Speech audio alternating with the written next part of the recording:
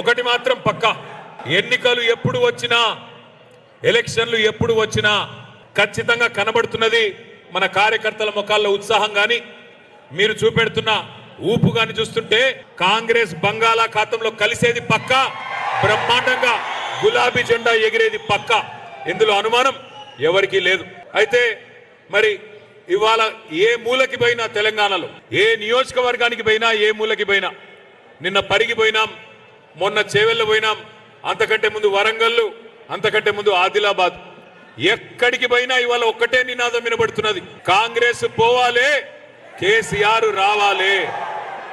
ఎందుకు ఈ పరిస్థితి వచ్చింది ఒక్కసారి అర్థం చేసుకోవాలి. ప్రజాపాలన పోవాలనంట, పాపాల భైరవుడు రావాలనంట.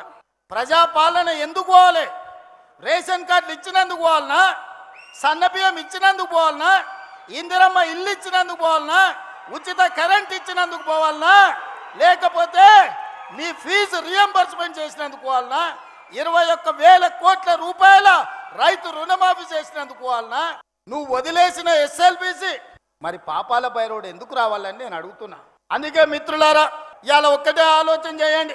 మీరు కూడా గ్రామాలలో 10 ఏళ్ల బీఆర్ఎస్ పాలన, 12 ఏళ్ల మోడీ పాలన, 10 ఏళ్ల ఇందిరమ్మ పాలన మీద రచ్చబండలలో చర్చ పెట్టండి.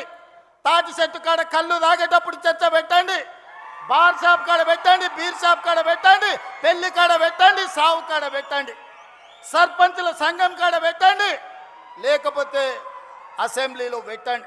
చర్చ చేద్దాం.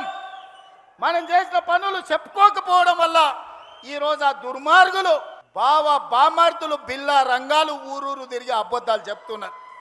వాళ్ళకి దేవుడు శాపం పెట్టిండు, నిజం మాట్లాడితే మీ తల 1000 ముక్కలై సస్తారని.